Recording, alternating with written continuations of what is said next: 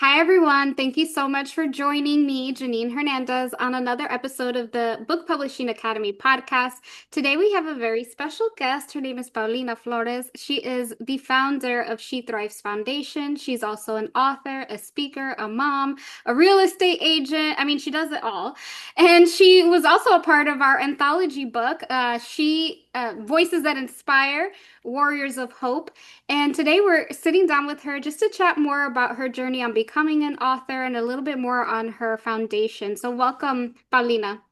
Hi, thank you so much for having me. I'm so excited. First of all, the woman of many hats, tell us a little bit about yourself. So I do real estate full time, both residential and commercial. That's what we make a living off of. I am also a founder of She Thrives Foundation, which is a 501(c)(3) here in Arizona. And basically, the whole point of the nonprofit is to raise money for domestic violence survivors to get back on their feet and go to school, whether it's a community college or a trade school. We actually just gave away two scholarships 2 months ago in the amounts of $5,000 each. One of the girls is going to be a medical assistant, and the other girl is going to go renew her license for doing therapy. I love this. I love everything that you are doing. When we first got connected, we obviously had a connection because we both have been survivors of domestic violence, but I love that you have the nonprofit as well. And we actually chose She Thrives Foundation to be the nonprofit that we assist with our book. So a portion of proceeds will go to She Thrives Foundation. And so tell me, you're also a part of the book. Why were you like ready to publish your chapter? And how did you know that you were in a space where you were like, okay, it's time? I think it was hard. Honestly, I feel like it was more of you kind of give me that push to do it because I don't think I was ready. I think it was just like, crap. The deadline. Here's a deadline, and you should do it. And the nonprofit is going to be able to, benefit from the proceeds for the scholarship. Like it was almost like I felt that it was a need, you know what I mean, for me to step up to the plate and tell my story as well. But it was a rough couple weeks. Like putting that down on paper was rough. I'd love to know more about your experience. Like, I know that it can be deeply emotional to share. What was the most challenging part of putting your story into words? I think the most challenging part was remembering it because it's been so many years and I never really talked about it. Even now with the nonprofit, I hardly ever put myself as a speaker at the nonprofit or go over my story. Like a lot of people, when I established the nonprofit, were like, I didn't even know that this had happened to you. So being comfortable with going back to that place, I've done a lot of therapy and I feel like a lot of my memories I have regressed where it's a little bit spotty, where I feel like in the back of my mind, there's like a big chest of all these terrible memories, and I just kind of threw them in there and locked them up.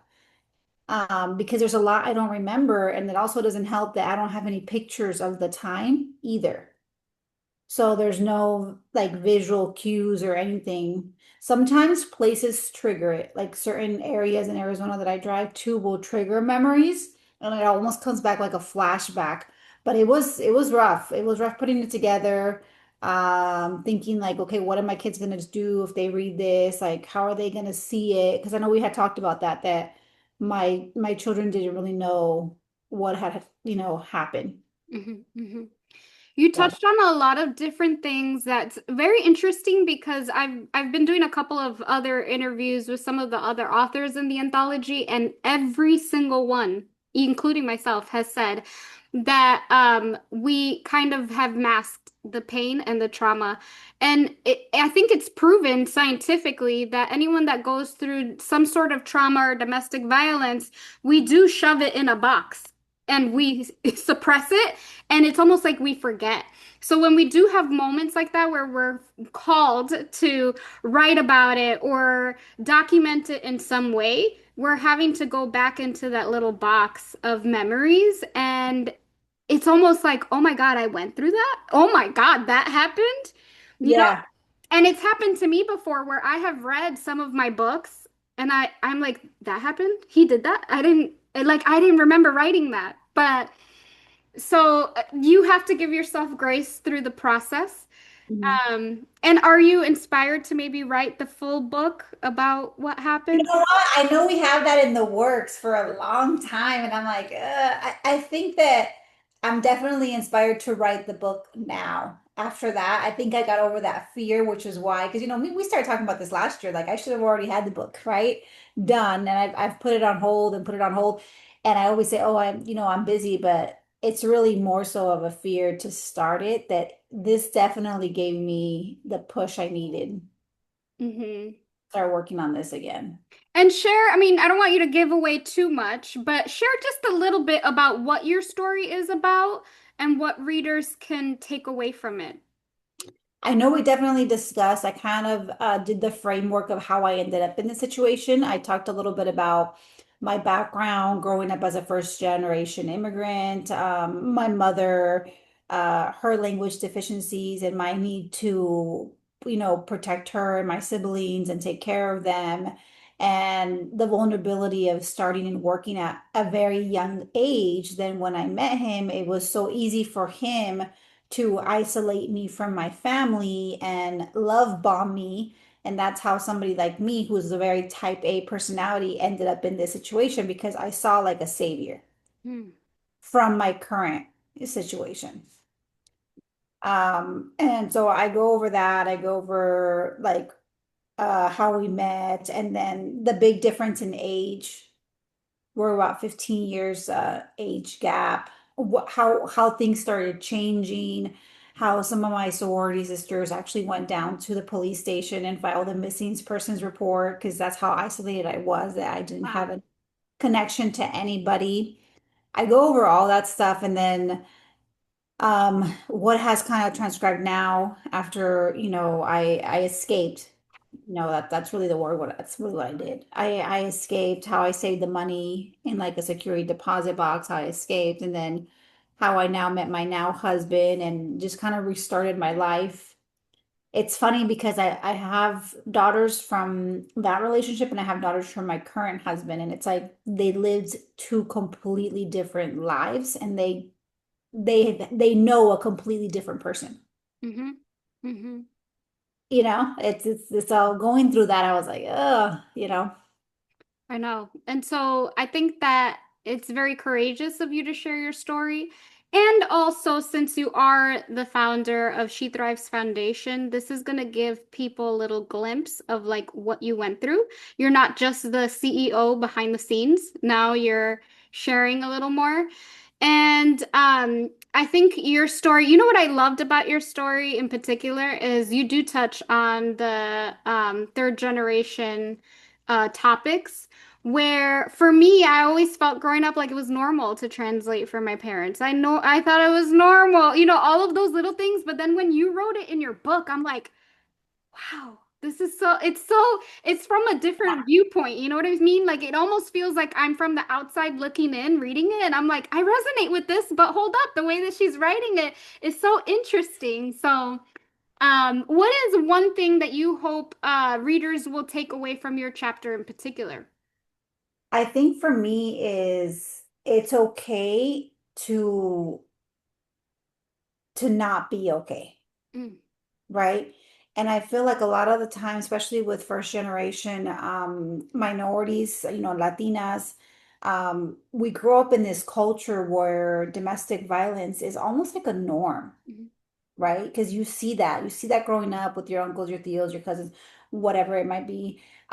We have this whole gender role where gender roles for a very long time was very specific, right? Like the woman needed to listen to the man and we needed to do what they were saying. And that's kind of how we fell into, that's how I feel like that's how I fell into this because I was growing up with a single mom. We didn't have a male figure in our family. So when a male figure came in and was like, "Oh, let me protect you, let me take care of you," I was like, "Yes, I found the man that's going to take care of us," which, is going to lead to taking care of me and taking care of my siblings and my mom. And maybe I won't have to have that whole weight of being the protector of this family because now we have a man who can be that.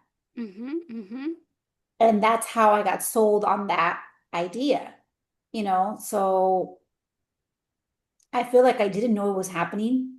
Like I didn't even know what love bombing was until years and years of therapy that they explained that to me. And now I meet people and I see it. I see women who are going through it and you clearly see the signs, right? Once you've been there, what love bombing is and like people who you could tell are in domestic violence situations and they just are either in the denial stage or just too in the thick of it that they can't financially, survive without them. So we now have, women who perhaps have 4 or 5 kids, or maybe even just 2 kids or 1 kid, and they're stay-at-home moms because they finished their careers and they never entered the workforce. Mm, They don't know what that's like.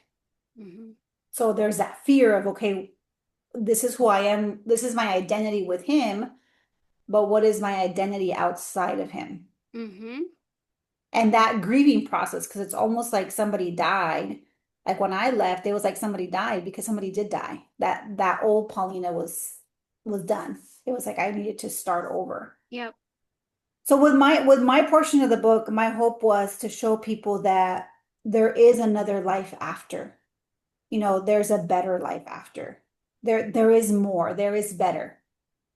It's just the transition of it is really hard, but you can't get to the other side until you walk through it, mm, that's good. you know?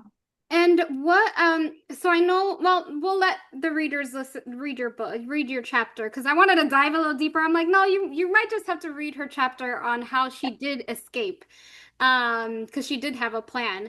But so how did being part of a group of authors with similar passions or experiences impact your journey as a writer?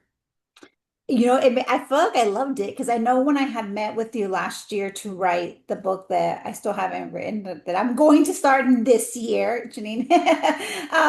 This helped me more kind of almost like the training wheels, right? So this collab definitely gave me the training wheels of like, okay, I can do it. And then when it came up, like I shared the chapter with one of my close friends, and she called me the next day. She's like, I was crying. She's like, Mhm. I did not expect to like read all that. I'm like, I didn't expect to write that, you know? Um, but it was exciting. It was exciting. It was powerful. It was fun. It was very easy. Like I didn't even realize actually what was happening until it was there. I was like, oh, it's done, you know? So I'm like super excited to see it on like print, It's coming. And I'm It's like, coming. It's exciting. yeah. Were there any moments, or how has this project influenced your confidence, your storytelling, your voice, and even your purpose moving forward as a writer? It definitely gave me the itch to do the next one. And you're just great because I think what really helped me is I was like, Janine, I'm so busy. I have the real estate, I have the 5 kids. Like, when am I going to sit down and write? And I started doing the voice notes that you told me to do. Mhm, mhm. So towards the deadline, when you were like, you guys are going to have this, and I was By like, tomorrow. I have voice notes, And so that really helped me because I was able to really articulate this because I didn't want to do this like in front of like my husband and my kids. I felt kind of like a little like so it helped me in the like my drives in the car to do the voice notes and then like running through, okay, this is how I want it to read. hmm But that was like so helpful. You were the best, honestly. Well, and we also had talked about a different book. You wanted to write like a money type of influential type of book. So that's an idea right there. While you're on your drives, you can do a chapter each day. You know what I mean? No, and I love it because, lately at work that I've been getting called in a lot to coach some of the newer agents and give coaching calls and do this and do that. And I was like, you know what? Maybe I should put this on paper. hmm And I've been thinking about like the name and everything, and we're putting together an event for the nonprofit of like empowering minority women who have basically shattered glass ceilings, right, from humble beginnings. And I was like, dang, this would be like if I wrote my story of how I went from literally living off of welfare and food stamps to what I make now, the type of lifestyle I have now, to literally planning a trip to Paris for my daughter's graduation that I'm not even going with her on. You know what I mean? Like that's so different from sitting here with the WIC receipts, when she was a baby. We used to have to get WIC when she was a baby. Same. And and now I'm here, planning a trip to Paris for her and her friends. and Mhm. probably paying for a good portion of them. You know what I mean? So I was like, man, I think that we look at that and I look back and I'm like telling that little girl that I once was like, you made it, You really did. you And know? even now that you mentioned the wick, Hmm. even for myself, I'm like, oh my God. Yeah, I used to have WIC. I used to have food stamps. And I think when we're in it, we're so in the business and what we're doing that we lose sight of like where we were when we started, when all of that was happening. And it's like, oh, now I can pay for certain things. Now I can pay for my food. You know what I mean? Like, Yeah. um, As essential as food that you don't even think it's such, so how much of a necessity is that? Something like that we had, WIC, and now seeing all these government programs being defunded and all that, it's just it's a different time. it is. It definitely is. If you could speak directly to a reader who's going through something similar as to what you wrote, what would you say to them right now? I would say the one thing you can't get back is time. Mm, You can't get back time. I look back. I think one of my biggest regrets is not doing it sooner. I think about what my life would have been like had I not met him, had I continued on. And I think time is the biggest of the time is the biggest, like, I mean, it just seals your joy, your peace, everything. I mean, I sometimes go back and I'm like, damn, I gave him my best years, almost all my 20s, when I should have been exploring, I should have been traveling, I should have been, living life really. So somebody who's in my situation, I know it's hard, it is hard, and it's not going to be easy by any means. But the sooner that you get out, the sooner that you can heal, the sooner that you can move on with your life, really. hmm It's almost like a pause. I felt like I was in like a time capsule and I was just at a stop and everybody else was moving around me. Like everybody else was growing and I was just like Stuck. stuck, stuck and like paused, Mhm. you know? And the minute that you're free of that, it's almost like fresh air. Like you're just like, like almost like you were underwater this whole entire time, just watching everybody, build a life around you. Cause like I left the situation and I came out and friends of mine had finished their degrees. Friends of mine had gotten married. They had gone traveling. They had written books. They had done their PhD. Like everybody that I knew prior to this had done so much with their life. And then I was feeling like I was paying catch up. Yeah. And I felt that way for a few years. I don't feel that way now, but at the beginning it was. Like I was kind of I called it my golden cage, or I was in my golden cage and I wasn't able to grow. So, Yeah. That's hard. mhm. But definitely understand that like you're right. I know now you don't feel that way, but like you were right where you were supposed to be the whole time. You Yeah. know? Yeah. And I think about that too. I mean, I talk about that with my sister all the time. She's like, had that not happened, you wouldn't be the person you are now. Mhm. You would 100% not be the person you are now. And I'm like, no, Like, you're if you would have never been in that relationship, who knows if you would have been such a go-getter as you are today and doing what you do. You know what I mean? You might have just been in a different relationship and a stay-at-home mom and just cooking and baking. I don't know. You never know. But probably would. because you left that relationship and you went all full force with everything that you wanted in your life, like look at where you are now. So God always has a plan and a purpose. So. Yeah. So if you are tuning in, listening, or watching, we are having our anthology release party. It's going to be October 4th from 4 to 6 at Testile Mexican Kitchen in downtown Phoenix. I'm super excited. We're going to have most of our authors will be there. They're going to be reading excerpts from their book. We're going to be eating tacos. Any book sales that we make will go to She Thrives Foundation, and it's just going to be a good time. I can't wait to connect with all of the authors. So if you're tuning in and you're locally in Phoenix, come pay us a visit October 4th. Paulina, what are some some last words that you want to leave everyone with? I'm gonna say, for anybody going through this situation, there are other people going through the same situation now, or that have survived it, that have healed it. Reach out, talk to somebody about it, go to therapy.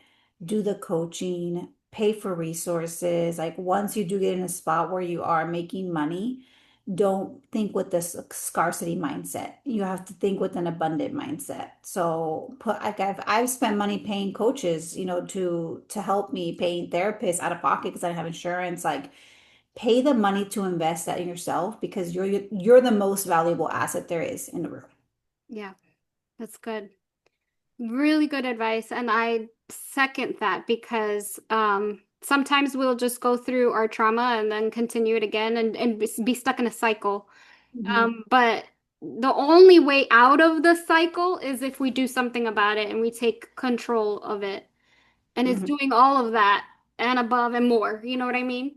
Yeah. So thank you so much for joining us. Where can our listeners and viewers reach you if they'd like to connect with you? For me, if you guys have social media platforms, I am at Homes by Paulina or on the nonprofit Instagram at She Thrives Foundation. And if you just Google Paulina Flores, real estate agent in Arizona, all my platforms pop up. She'll show up.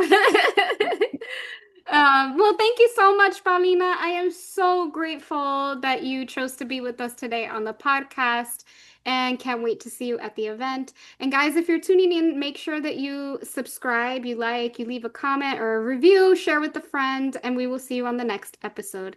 Thank you so much. Thank you.